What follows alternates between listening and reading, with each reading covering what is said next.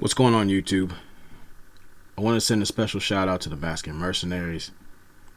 Salute to 5150 Nation, Black Men Vent, YU Mad Sun Radio, Platinum Queens West Radio, and all of my like-minded peers across the board.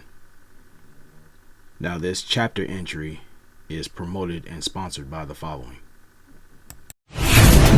If you wanna be on top, you better bring out. Can't nobody stop me 'cause I'm always on my. If you wanna be the best, you still give it game to test, so you won't have no problems at all.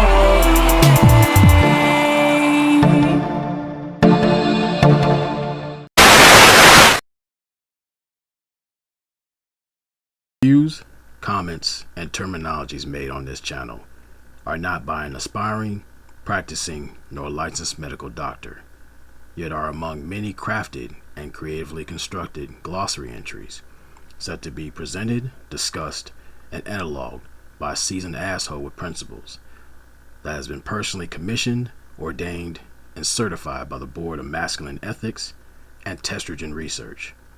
Viewer discretion is advised.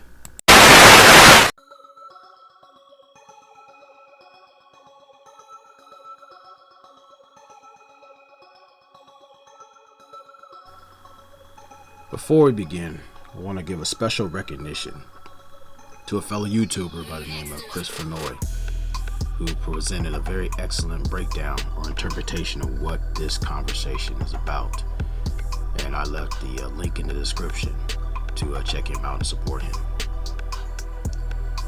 So now the question lies, what is emotional hypervigilance? Well, let's start with its origins.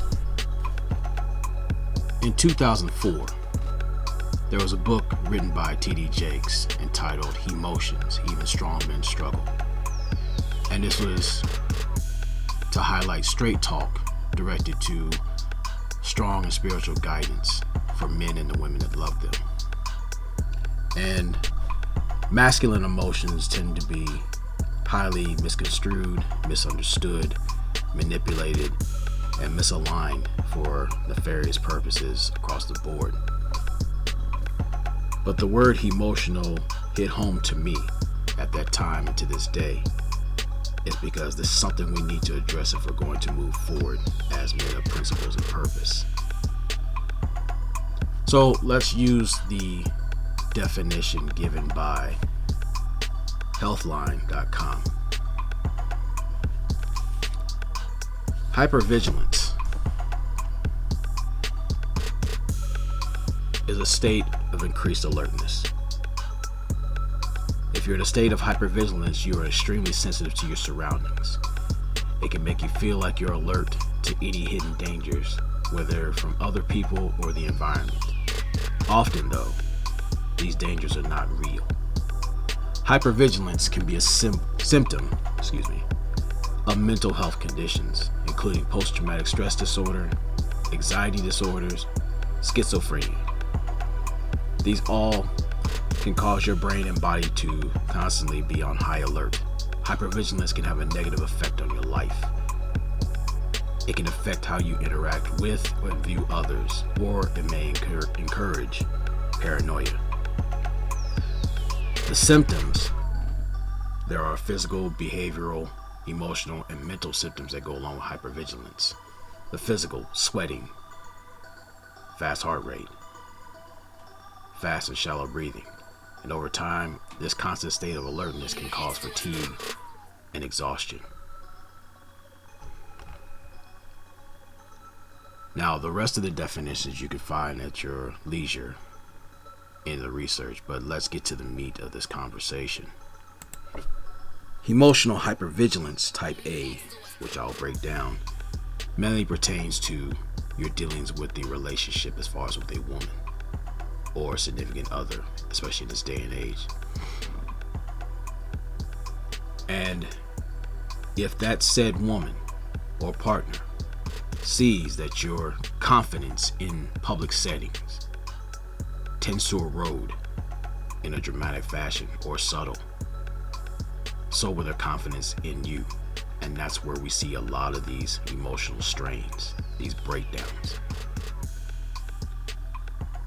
The prevalent cause of this is when a man has been dislocated from his purpose. With us being kinetic beings, men who are supposed to make moves either forward in a circle or backwards, given our respective choices, people are going to adhere to that. And a lot of times this is a disability of choice and otherwise programming. See, when a woman sees that a man is lacking in confidence and understanding of what he has and who he is, everything literally falls apart from within. Or there are opportunists that are exposed that will not only recognize these triggers, but they will manipulate them to the point where they either drive you insane, help you lose your physical empire, ground, and everything that was meant to uplift you as a man who's supposed to evolve. Now, type B, we're pertaining to the brotherhood or your inner circle as men, whether it be blood related or otherwise. Let's just say you have a respective vision, a purpose, and being around your peers, it is said that if you're around 5 successful individuals or broke, you will be the next one. This sense of hypervigilance is expressed by pocket watching, in a sense dick policing, or an overt abundance of it. Breaking it down, this means not learning how to run your own motherfucking race. See, in a sprint, that is life. If you're too busy worrying about at the pace that person's running, you tend to miss the obstacles set in front of you. And you notice that once you trip over a rock during a dead sprint, the fall is not only ugly, but outright disastrous. See, emotional hypervigilance creates those unnecessary blind spots to you, allowing not just your logic, but a God-given gift called foresight to be the first casualties that put you in very dire situations, unbecoming of you, especially if you're looking to evolve as a man. The remedy of this is remember who the fuck you are and standing on it.